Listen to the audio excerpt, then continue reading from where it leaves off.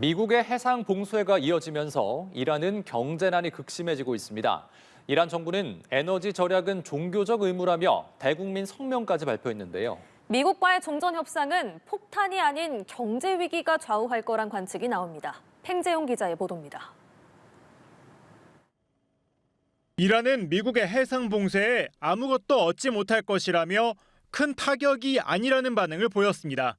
하지만 실상은 그렇지 않다는 신호가 곳곳에서 포착되고 있습니다.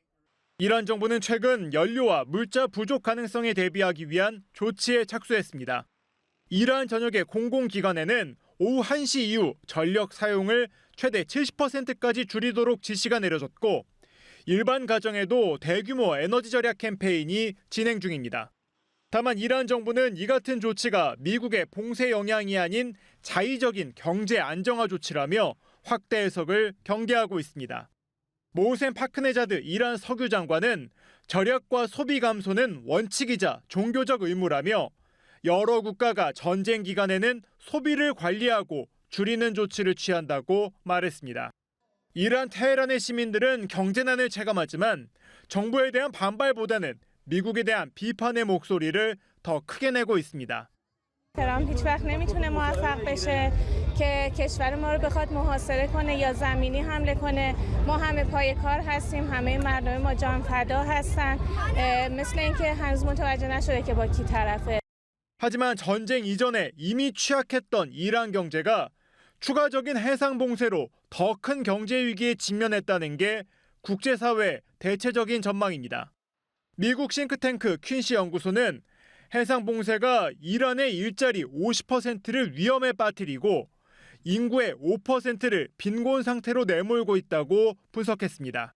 전쟁 시작 이후 1달러에 130만 리알 전후를 유지하던 리아라 가치가 최근 180만 리알까지 폭락하는 모습을 보인 것도 본격적인 경제 위기의 신호탄이란 해석입니다. 이란의 경제난이 시간이 갈수록 커져가는 가운데 물리적 충돌이 아닌 경제 위기가 전쟁의 변수가 되고 있다는 분석이 나옵니다. 연합뉴스 TV 팽재용입니다.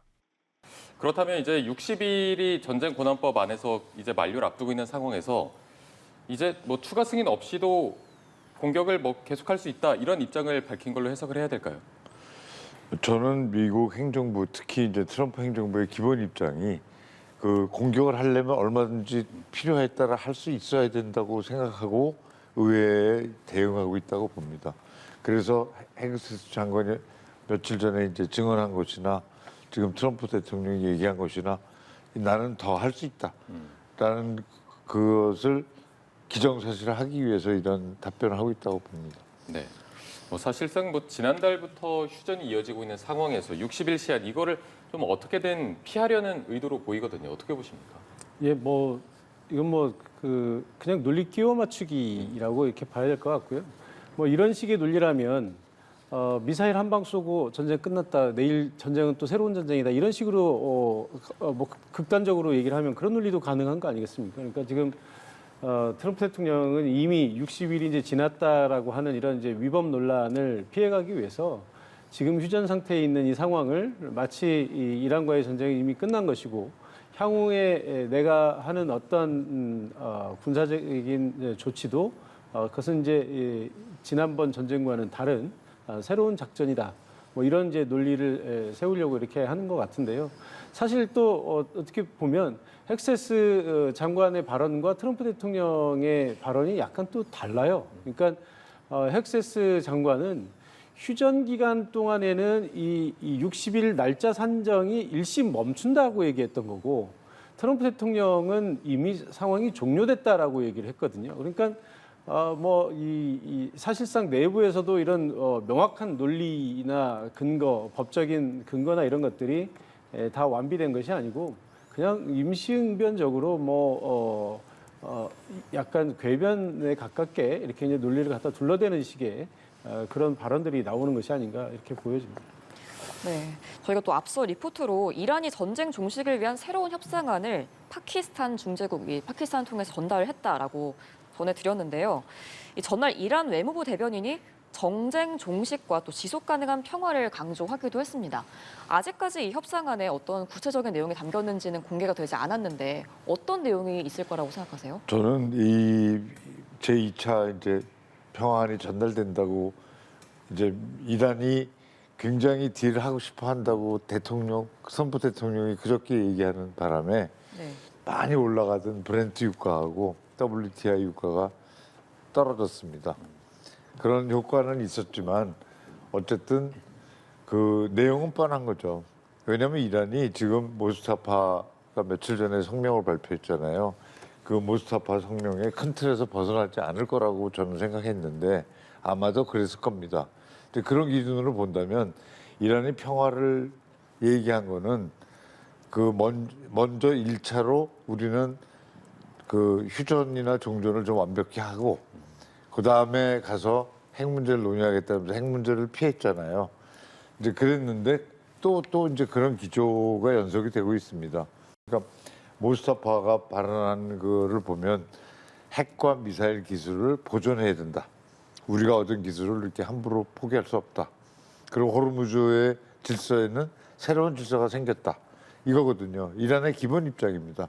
그러니까 이게 그 자꾸 이제 미국에서는 이란이 분열돼 있기 때문에 우리가 딜하기 어렵다고 트럼프 대통령 자꾸 그렇게 얘기를 하니까 전부 그렇게 이제 몰고 가는데 실제로는 저는 분열보다는 이란의 기본 입장은 변하지 않는 체제 속에서 있다고 봅니다. 그 체제가 문제지. 그러니까 그 체제가 분열돼 있기 때문에 문제가 아니라고 저는 보고 있습니다. 네, 그럼 모스타바가 앞서 성명에서 밝힌 뭐 핵과 미사일 기술을 지켜야 한다. 이런 기존 기조를 유지했을 거라고 보시나요, 학계장님께서는? 글쎄 그 기본 기조는 당연히 그런 거 아니겠습니까? 그러니까 이 이란이 핵무기를 개발하고자 하는 것은 이제 이란의 오랜 수건이었을 거고요. 또 그것이 아니라고 하더라도 대부분의 많은 국가들이 핵무기를 갖고 싶어 하죠. 이제 여기에 더해서 지금 이란이 얘기하는 것에는 물론 핵무기와 관련된 그런 이 원자력 주권도 있지만 사실은 그 이외에 그러니까 그 이전에도 지금 이번 전쟁 이전에도 이란과 미국이 협상을 했었거든요. 그리고 오바마 대통령 때도 JCPOA라고 하는 이런 합의가 있었잖아요. 그러니까 실제로 성실하게 이 합의를 준수하느냐 안 하느냐의 문제를 여기서 논의하면 이제 세상에 그 어떤 합의도 믿을 수 없는 것이 되니까 그것은 논외로 하고 합의에 도달하는 것까지만 놓고 본다면 이란이 핵무기를 포기할 의사는 여러 차례 이제 보였었어요. 근데 마지막에 걸렸던 문제가 뭐냐면 평화적인 핵 이용에 관한 거예요. 그러니까 사실 이것은 이란뿐만 아니라 세계 모든 국가들에게 보장돼 있는 권리입니다. 평화적인 핵 이용이라고 하는 것은 NPT나 우리가 이제 IAEA라고 하는 국제 기구를 만들어서 사찰도 하고 그러지만 이것은 어디까지나 군사적인 문제를 제재하기 위한 것이지 평화적인 이용. 그러니까 우리나라처럼 원자력 발전을 한다든지 이런 나라들은 어쨌든 농축 우라늄이라고 하는 것이 저농축이라도 있어야 원자력 발전소를 돌리는 거 아니겠습니까? 그리고 이제 우리가 병원에 가면 엑스레이 같은 이런 방사능 관련된 이런 의료 서비스를 받잖아요.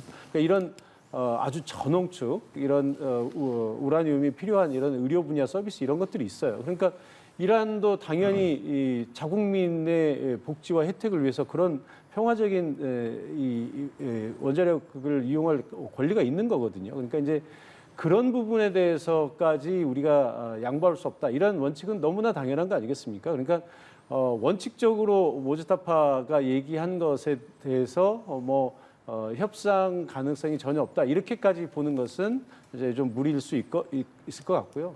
또 하나는 이제 모스타파가 저렇게 얘기하는 것 또는 협상단들이 나와서 얘기하는 것들은 어찌됐든 지금 협상 국면에서는 최대한 많은 것을 얻어내야 되기 때문에 미국으로부터 많은 걸 얻어내야 되는데 이미 협상도 하기 전에 우리는 모든 것을 양보할 준비가 돼 있다. 만약에 최고 지도자가 이런 식으로 성명을 냈다고 한번 생각을 해보십시오. 그러면 트럼프 대통령은 당연하라 이러지 않겠어요? 그리고 트럼프 대통령 성향상 상대가 10개를 준다 그러면 아니 12개 줘. 이럴 사람이거든요. 그러니까 아마도 이란 입장에서는 설령 속으로 5개를 줄 각오가 돼 있어도 우리는 2개, 3개밖에 못 준다라고 얘기를 해야 협상장에서 하나라도 더 얻어내는 것이죠. 그러니까 이런 여러 가지 측면들을 다 고려를 해야 된다 이렇게 보고 있습니다. 네, 일단 김영목 전 대사께서 말씀해 주실 때 큰 틀에서 이번에 새로운 협상은 또 큰 틀에서 벗어나진 않았을 것이다. 그렇다면 종전 선언을 하고 나서 핵 문제를 이제 나중에 논의하자 이런 입장일 텐데 트럼프 대통령은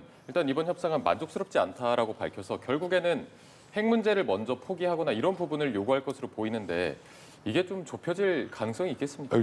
저는 좀 전에 정한범 박사님이 이런 건 협상 기술이기 때문에 좁혀질 수 있다고 보시는 것 같고 저는 거의 가능성이 없다고 보는 사람입니다. 왜냐하면 이란의 체제 본질이 이렇게 미국의 압박에 굴하면 절대 안 된다는 그런 반미적인 저항 정신의 이념에 치중해 있기 때문에 그런 체제하에서는 이런 우리가 생각하는 상식적인 주고받고도 안 되고 또 미국이 요구하는 것도 정 박사님 말씀하셨지만 국제적 기준으로 볼 때 과도해요. 과도하게 요구를 뺏는 거기 때문에 그것도 어렵고 그래서 중간에서 만나는 게 이렇게 어렵다고 저는 보고 있습니다. 네, 그럼 가능성이 거의 없다면 글쎄요 앞으로 이 협상이 좀 어떻게 진행이 될까요? 협상이 저는 이제 결국 깨지고 어느 정도 이제 오늘 내일 뭐 며칠 갈지 모르지만 예. 미국에서는 좀 다른 방식을 생각하지 않을까. 군사적인 방식을 또 생각하게 될 거라고 보고 있습니다. 네. 우선 해상봉쇄가 효과적이잖아요. 예. 해상봉쇄를 계속 할 것이고 그리고 이란은 그걸 풀라고 지금 요구했을 겁니다. 해상봉쇄를 풀면 내가 통제된 호르무즈 통행을 할게. 그러니까 지난번에 왜 통행 자유라고 표현했지만 결국 뒤에 붙은 사족을 보면 우리 통제 하에서 자유라는 뜻이거든요. 그러니까 그거는 옛날 같은 완전 자유통항은 생각도 안 나는 거죠. 그래서 이란은 호르무즈 새로운 체제라고 얘기하는 겁니다. 그러니까 그걸 바꿀 생각이 없는 거죠, 이란은. 그래서 모스타파가 한 얘기의 틀에서 크게 벗어나지 않는다고 보는 거는 이 반복적인 이란의 발언이나 그동안에 이제까지 한 행동을 볼 때 이제 저는 어렵다고 봅니다. 그러니까 미국으로서는 옵션이 있는데 결국 체제 변화를 기다리는 옵션 그리고 체제 변화와 함께 이제 근본적인 정책 변화를 기다리는 옵션이 있고 미국의 뜻을 강제로 이제 군사적으로 정말 굴복시키기 위해서 정말 말도 안 될 정도의 인휴먼한 폭격을 하는 방법. 그러니까 트럼프 대통령도 어저께 그렇게 얘기했어요. 자기는 휴머니터리언 베이시스에서 그러니까 인도적 차원에서 안 하고 싶다. 폭격을 안 하고 싶다. 그 반대로 해석하면 인도적인 문제를 내가 생각하지만 그거를 무릅쓰고 이런 공격을 또 할 수도 있다. 그런 뜻이거든요. 그러니까 이제 블로케이드를 풀고 안 할 거죠. 블로케이드를 풀라고 이란은 요구하지만 미국은 그거를 풀 생각이 없고 우리가 호르무즈를 자유통항을 요구하지만 이란은 자유통항을 허용할 생각이 전혀 없고 그러니까 저는 핵 문제 플러스 이런 여러 가지 이제 새로운 군사적인 대결까지 합쳐서 굉장히 더 어렵고 복잡해졌다고 봅니다. 네. 자, 확실히 협상까지 정말 갈 길이 멀어 보입니다만 말씀해 주셨지만 기본 체제가 변하지 않는 한 좀 협상은 어려울 것이다. 그렇다면 이란의 기본 체제가 변할 가능성이 있을 것인가 이 부분도 좀 궁금해지거든요. 네, 말씀하신 것처럼 이란의 기본 체제가 변한다는 것은 우리가 상상하기 어려운 거죠. 그러니까 사실은 그래서 이 전쟁이 비판을 받는 거예요. 그러니까 트럼프 대통령이 이 네타냐후 총리의 꾀임에 넘어가서 이제 전쟁을 시작했다고 보는 것이 이제 대체적인 시각인데 그것이 네타냐후의 책임이든 트럼프 대통령의 책임이든 간에 사실 이란이라고 하는 나라는 베네수엘라나 과거에 우리가 봤던 이라크하고도 또 다르거든요. 그러니까 베네수엘라 같은 나라들은 사실 이 내부 통치 기반이 그렇게 공고하지 이란에 비하면 그렇지 않고 또 이 지배 세력이라고 하는 그 세력 자체가 엘리트를 공급하는 이런 시스템 자체가 체계적이지 못해요. 그런데 이란은 마치 이제 우리가 이렇게 생각하면 되겠죠. 북한의 집권 엘리트가 있는데 그 중에 몇 명이 숙청된다고 해서 북한의 집권 엘리트가 바뀌는 게 아니잖아요. 중국도 마찬가지 아니겠습니다. 중국도 이제 중국을 지배하는 어떤 이제 공산당 조직 이런 조직들이 강하게 전국에 걸쳐서 이렇게 뿌리내리고 있는 것처럼 이란은 이제 이란 혁명 수비대를 중심으로 해서 이런 지배 체제를 지탱하고 있는 세력들 그리고 거기에서 엘리트들을 계속 밑에서부터 제공해 올리는 이런 시스템이 아주 강고하게 잘 돼 있는 나라거든요. 그러니까 이런 나라를 가지고 트럼프 대통령이 일종의 참수작전을 통해서 이란의 어떤 체제를 순식간에 바꿔버릴 수 있다고 생각했던 그 부분이 이제 결정적으로 문제가 있다라고 이제 많이들 얘기를 하는 거죠. 뭐 이라크하고도 또 이제 그런 면에서 상당히 다르고 일단은 나라의 규모도 다르고요. 그다음에 종교적인 통일성.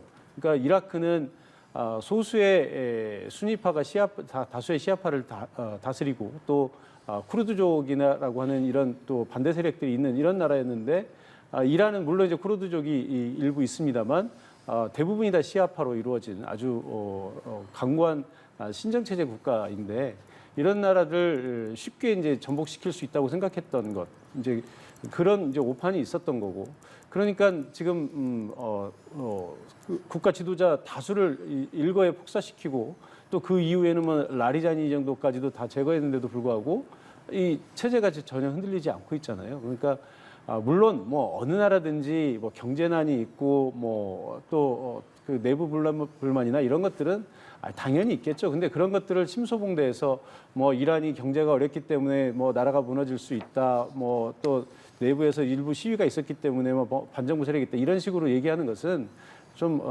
너무 과장해서 얘기를 하는 거라고 생각을 합니다. 그래서 지금 상황에서 트럼프 대통령이 기대하는 것처럼 그렇게 쉽게 이 지도 체제가 신정 체제가 무너질 수 있다고 보지는 않습니다. 특히 이제 이게 지도부 몇 명의 이해관계가 걸린 게 아니라 혁명수비대라고 하는 수십만의 이런 그 지배 체제가 지금 이란의 경제의 최소 30%에서 많이 보는 전문가들은 60%까지 장악을 하고 있다고 보고 있거든요. 그러니까 이러한 거대한 이런 기득권 카르텔이 있는데 이것이 쉽게 무너진다고 하는 것은 사실 상상하기 쉽지 않죠. 네, 이란의 체제를 한순간에 바꾸기는 어렵다. 이렇게 그런 걸 기대할 수는 어렵다고 말씀해 주셨는데 이런 가운데 미 중부사령부가 트럼프 대통령에게 이란에 대한 추가 군사작전 계획을 보고했다라고 전해졌습니다. 그러면 현재 검토 중인 이 군사 대응 시나리오가 어느 정도로 발전해 있을까요? 글쎄요, 뭐 제가 보기에는 트럼프 대통령의 결단에 달린 문제인 것 같아요. 그러니까 저도 사실 이 처음에 휴전 가기 전에 트럼프 대통령이 디데이를 몇 번씩 바꿔가면서 이건 아주 강한 어조로 최후의 통첩을 했었잖아요. 근데 이제 그것이 물려졌고 또 휴전 기간도 2주를 설정을 했었는데 휴전 기간이 끝나기 전에 이제 대부분 이제 협상이 되거나 아니면 휴전 기간이 끝나면 또 군사 작전을 하는 것이 아니냐 뭐 이런 그 예측들을 했었죠.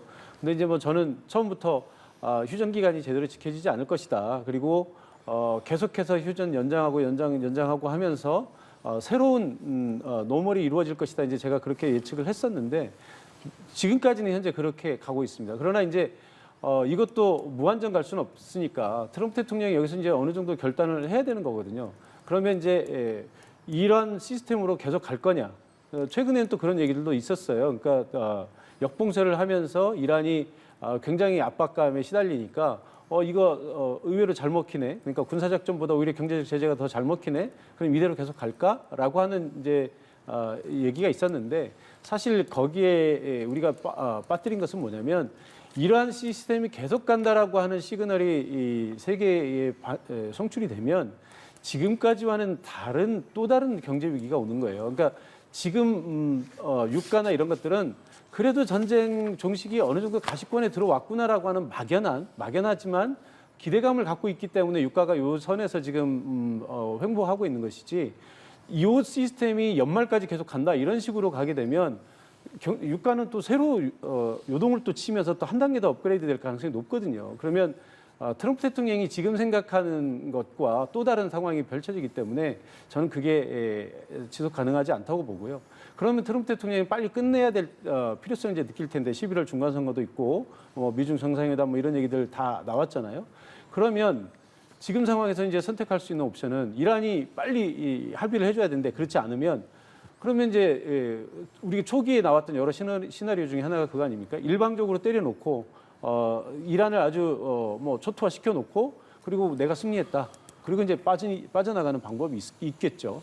물론 이제 그 상황에서도 뭐 일부 함대를 계속 여기에 잔류시켜서 이란을 경제적으로 어느 정도 봉쇄하는 그런 효과를 보면서 이렇게 갈 수도 있겠습니다만 군사적 옵션이 이제 시간이 지나면 트럼프 대통령이 일종의 출구 전략으로 사용할 가능성은 얼마든지 있다. 다만 지상전 얘기가 나오는데 아주 국지적으로 지상군을 동원한다면 모를까 지상군을 의미 있게 동원하는 것은 트럼프 대통령에게는 아마 결정적인 정치적 패배를 갖다 안길 가능성이 높습니다. 그리고 이란은 이제 결사항전의 분위기로 들어가서 또 버틴다는 것도 사실은 그런 거거든요.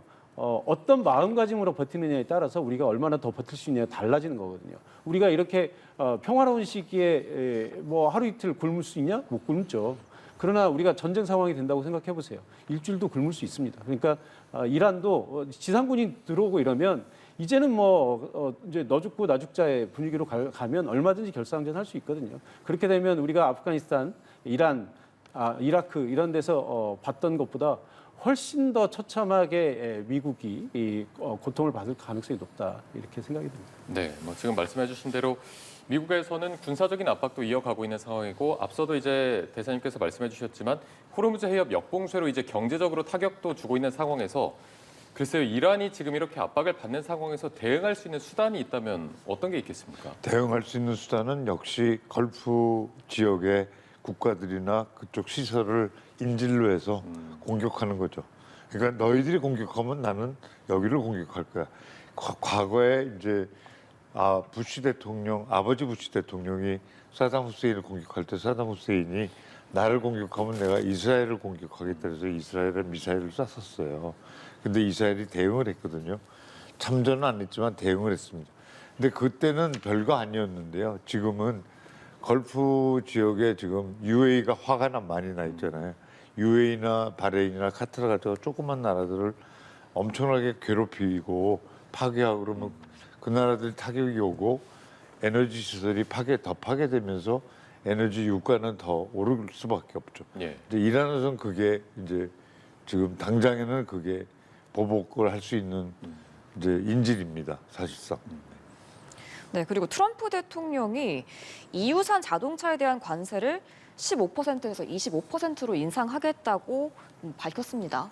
얼마 되지 않았는데 이것과 관련해서 미국이 서유럽 국가들에게 도움을 요청했을 때 도와주지 않은 거에 대한 보복을 하는 것이다라는 평가가 있는데 이 부분은 어떻게 보고 계신가요? 저는 그런 의도가 다분히 있다고 생각을 합니다. 그러니까 뭐 설령 EU 자동차에 대해서 관세를 저렇게 매길 의도가 있다 하더라도 사실 생각해 보면 굳이 이 시점에서 꺼낼 필요는 없는 거거든요. 본인이 지금 이란에서 전쟁을 하고 있는 것이고 또 지금 유가가 인상이 돼서 결국 그 미국 국민들이 많은 고통을 받고 있잖아요. 근데 관세 인상이라고 하는 것이 한번 다시 들여다보면 우리는 이제 관세를 뭐 그냥 수출하는 국가에 대한 불이익이라고만 단순히 이제 생각하기 쉬운데 사실 이걸 엄밀히 자세히 들여다보면 관세는 그 수출하는 수출업자가 내는 게 아니에요. 관세는 그것을 사는 소비자가 내는 거거든요. 그럼 이 관세를 누가 내는 겁니까? 미국 국민들이 내는 거거든요. 그러니까 이걸 다시 또 뒤집어서 얘기를 해보면 결국 미국 국민들에게 세금 더 많이 걷고 미국 국민들에게 지출을 더 많이 강요하는 거거든요. 그렇지 않아도 지금 이게 에너지 가격이 올라가지고 미국의 전체적으로 물가 인상이 되고 트럼프 대통령이 그것으로 인해서 정치적으로 공경에 본인이 빠져 있는데 여기서 관세를 올린다라는 것은 결국 물가를 더 올리겠다는 얘기가 되는 거잖아요. 그럼 미국의 경제를 더 침체시키겠다는 얘기가 되는 것이고. 그러니까 굳이 보통의 정상들 같으면 지금처럼 물가가 이렇게 올라 있는 상황에서는 설령 저런 관세 인상 계획이 예정돼 있다 하더라도 이건 시간 조정을 분명히 할 겁니다. 그래서 물가가 안정되는 어느 시점을 봐서 그때 이제 관세 인상 조치를 발표를 해야 되는데 이렇게 그냥 덜컥 관세 인상 조치를 지금 얘기했다고 하는 것은 설령 그것이 과거에 이미 예정돼 있다 하더라도 지금 이 시점에서 유럽에 대한 불쾌함을 강하게 표출하는 그런 행위다. 이렇게 해석할 수 있을 것 같습니다. 근데 또 지난해 트럼프가 관세 관련해서 제재를 많이 이어갈 때도 내부 경기 침체 문제로 미국인들 사이에서도 비판이 많이 적지 않았던 걸로 알고 있는데요. 대사님께서는 앞으로 트럼프가 관련해서 관세를 가지고 제재를 이어갈 수 있을 거라고 보시나요? 그 원래 이제 이 며칠 전부터 EU하고 합의가 확실히 EU가 투자를 한다는 게 아니었고 EU가 투자를 하도록 이끈다라는 합의, 애매한 합의라는 거를 언론에 좀 유포를 했었어요. 그래서 EU하고 합의에 대해서 조금 다른 또 얘기를 하겠구나라고 예측을 할 수 있었는데 지금 독일에 대한 그 불만을 많이 표시했잖아요. 예.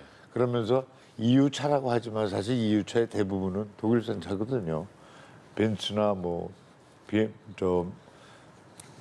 폭스바겐 이런 것들인데 이제 그런 것들이 주 타겟이 되는 거죠. 그러니까 지금 교수님 말씀대로 결국은 만약에 다 사면 그걸 소비자가 부담하지만 그만큼 덜 살 거 아닙니까? 그러면 이제 파는 쪽에서 덜 팔게 된다는 그거를 노리는 거죠. 그러니까 좀 재밌는 게 찰스 국왕이 왔다 간다 하면은 영국에 대한 위스키 관세를 내렸어요. 철회를 했어요. 그런데 반대로 그 다음날 EU 독일 차에 대해서는 관세를 더 올리는 거예요. 그러니까 이제 이거는 정치적 목적이 다분히 있다고 보여지죠. 그래서 저 앞으로는 그 EU를 더 압박하는 여러 가지를 생각할 거라고 봅니다.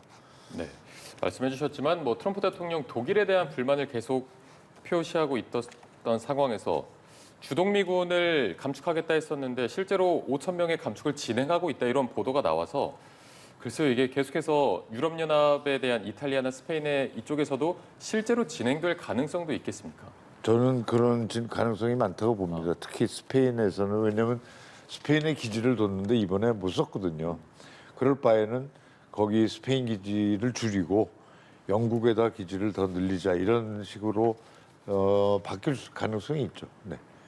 그렇다면 우리나라나 뭐 일본 등 아시아 국가들에 미칠 영향은 영향이 어느 정도 많죠. 있다고 보십니까? 많다고 우리는 뭐 지금 미국 트럼프 대통령이 한국에 대한 안보는 확고하다 이것만 보도를 하지만 실제로 미국 그 행정부하고 군부에서는 어떻게 하면 주한미군을 최소한 다목적으로 쓸지 다목적 아니면 최소한 줄여서 일본이나 필리핀 같은 데로 재배치를 할까 그런 생각하고 있다고 봅니다.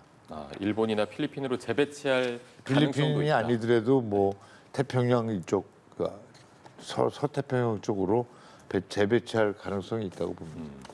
글쎄요, 뭐 사실 그간 트럼프 대통령의 행보를 봐왔을 때는 실제로 5천 명이 철수하는 것까지 봐야 확인할 수 있는 상황이긴 하겠지만 이제 뭐 감축도 진행하고 있다라는 보도가 나오고 이탈리아, 스페인에서도 실제로 진행이 된다면 전 세계적으로 이런 미군에 빠지는 현상이 계속 이어지겠습니까? 그러니까 이걸 우리가 단편적으로 얘기하기는 좀 어려울 것 같고요. 여러 가지 측면을 이제 동시에 고려를 해야 되는데 커다란 추세의 측면에서 하나를 봐야 될 것 같고 또 단기적인 어떤 사건에 대응하는 측면을 하나를 봐야 될 것 같은데 트럼프 대통령이 집권한 일기 이후로 미국의 기본적인 기조 자체가 아메리카 퍼스트, 그러니까 미국을 우선하면서 동맹국들에 대한 지원을 줄이자. 그러니까 미국이 왜 동맹국들에게 돈을 써야 되느냐 이런 기조였잖아요. 그래서 사실 뭐 그때부터 주한미군 감축에 대한 얘기는 그때부터도 이미 검토가 됐던 거예요. 뭐 잘 기억하시겠습니다만. 트럼프 대통령이 심지어는 일기 때 그 선거 유세를 하면서 주한미군을 철수하고 거기에 핵무기를 한국과 일본이 핵무장을 하도록 하자 뭐 이런 얘기도 있었거든요. 그러니까 지금 현재 주한미군이 수행하고 있는 대북 억지력이라든지 중국에 대한 견제 이런 것들을 병력으로 하지 않고 핵무장을 통해서 하자 이런 얘기했어요.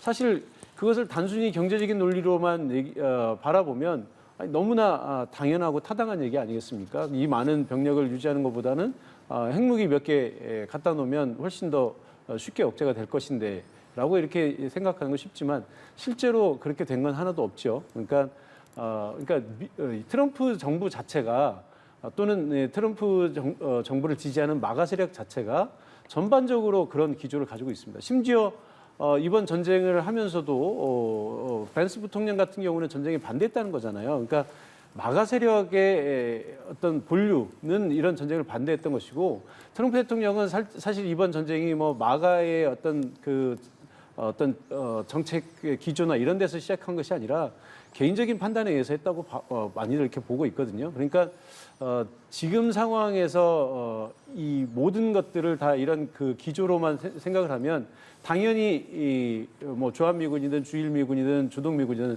다 빼는 것이 원래 이제 아메리카 퍼스트라고 하는 마가 세력의 기본 취지에는 맞겠죠.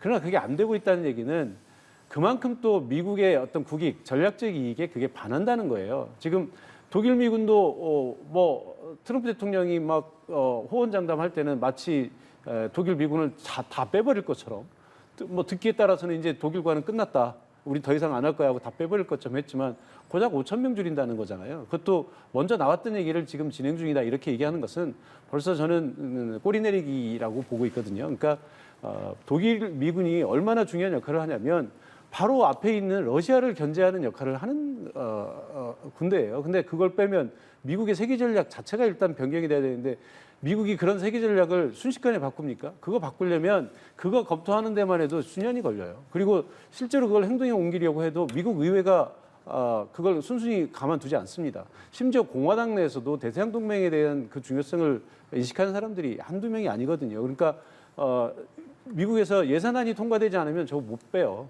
근데 또 주한미군은 또 다른 얘기예요. 주한미군은 지금 미국이 가장 껄끄럽게 생각하는 중국의 부상을 견제하고 있는 거거든요. 그러니까 지금 뭐 미국에서 계속 나오는 얘기가 애초에 우리 주한미군은 북한을 견제하기 위해서 갖다 놨지만 지금 우리는 계속해서 북한을 견제하는 데 계속 쓰자라고 얘기하고 있는 거고 미국은 이제 한국은 스스로 방위력이 되니 이제 혼자서 얼마든지 지킬 수 있는 나라 아니냐. 그런데 왜 우리가 지켜줘야 되느냐.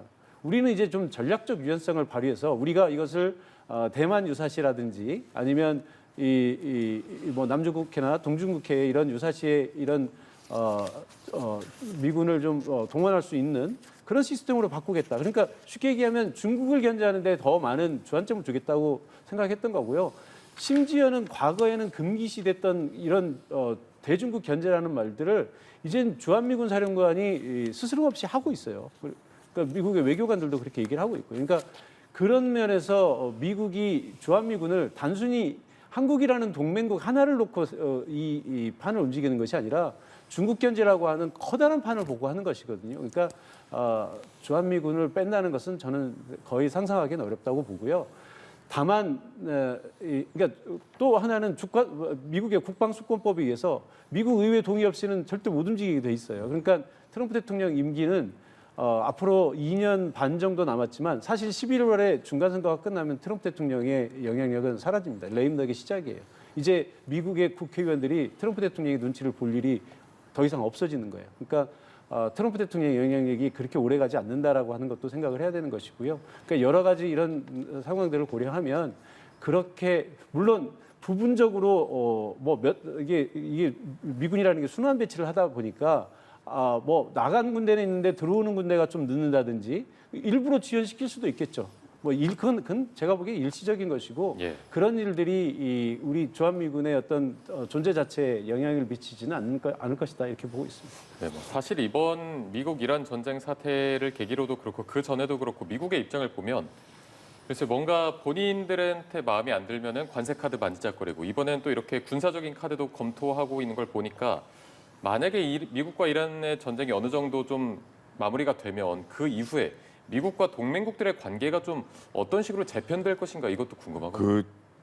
많이 많이 달라지겠죠. 근데 문제는 그때쯤 되면 이제 트럼프 대통령은 힘이 없어질 가능성이 많은 거죠. 지금으로 보면. 그런데 이제 그 전에 우리는 지금 언제 이게 좀 정상화될 거냐. 이란하고 호르무즈하고 이 지금 이 위기가 언제 정상화될 거냐를 다 지켜보고 있잖아요. 그런데 이게 어렵다는 얘기입니다. 그렇게 정상화가 쉽게 될 수가 없는 상황이라는 게 지금 문제입니다. 그리고 제가 지금 오늘 꼭 드리고 싶은 말씀은 포드 항모가 철수를 해요. 그런데 또 다크 이글을 배치를 요청을 했는데 저는 배치 중이라고 봅니다. 이미 요청했다는 보도가 나온 거는 사실상 실행해놓고 뒤에 나왔을 가능성이 있거든요. 그래서 배치 중이고 배치가 완료되면 극초음속 미사일을 발사할 수 있는데 이 다크 이글이 미국의 최첨단 미사일이라 할 수 있습니다. 극초음속인데 그 음속의 5배 미사일이고 이거는 요격하기가 굉장히 어려운 미사일입니다. 근데 이걸 쓰면 다른 나라도 이제 극초음속을 더 개발하거나 배치하거나 그걸 쓰게 되거든요. 그러니까 이 전쟁의 에스컬레이션이 심해지는 겁니다. 그래서 저는 이거를 이제 쓸 가능성이 있는데 쓰게 되면 이제 굉장히 큰 파장이 올 것이다라고 걱정을 하고 있고 러시아 쪽에서는 또 핵 전쟁이 없다고 왜 생각하느냐 이렇게 메드베프가 얘기했잖아요. 근데 이런 식으로 국제 질서가 막 이제 에스컬레이션 되고 그게 이제 우려되는 상황이고 그다음에 포드 항모가 철수했으니까 혹시 미군이 뭐 작전하지 않지 않을까라고 생각하고 있을 텐데 저는 포드 항모는 지난번도 수리하러 나갔었다가 다시 돌아왔는데 아직도 문제가 있어서 철수한다고 봅니다. 근데 그렇다고 해서 포드 항모가 철수한다 그래서 군사적 옵션을 지금 배제하고 뭐 대화만 하겠다, 봉쇄만 하겠다 이러지는 않을 거라고 봅니다. 그러니까 좀 전에 교수님 말씀하신 대로 미국의 군사작전을 크게 한 다음에 그다음에 이란 너희들 어떻게 됐어? 너희들 이제 다시 가져와봐. 이렇게 하면서 봉쇄까지 하면서 이란이 아주 지쳐서 이제 거의 기진맥진해서 항복할 때까지 기다리지 않을까. 근데 그 시기가 굉장히 길어질 거라고 봅니다. 예. 그러니까 트럼프 대통령으로서는 어떻게 보면 큰 도박이고 어떻게 보면 자기가 큰 소명을 하고 있다고 생각할 수도 있습니다. 본인은 우리가 본인의 그 생각을 짚어볼 수는 없지만 저는 뭐 우리가 볼 때는 도박이고 본인은 소명이라고 생각하고 그래서 중간 선거에 지구 말고를 떠나서 나는 이거는 내가 하겠다 이런 식으로 생각하고 있을 가능성도 있다고 생각합니다.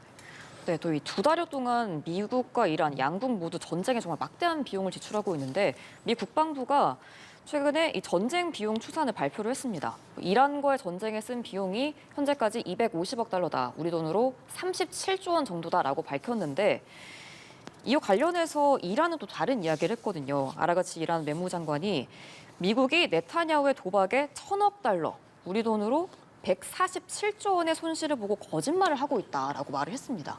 이 양국의 추산이 왜 이렇게 다른 걸까요? 글쎄 이런 식의 논쟁은 사실은 여기에만 있는 게 아니라 국내 정치에서도 항상 나오고 여야 간에 논쟁을 할 때도 누구는 이렇게 얘기하고 누구는 이렇게 얘기하고 다 사실 여기에 관련된 비용들을 어디까지 추산할 거냐의 어떤 그 시각에 따라 달려 있는 거거든요.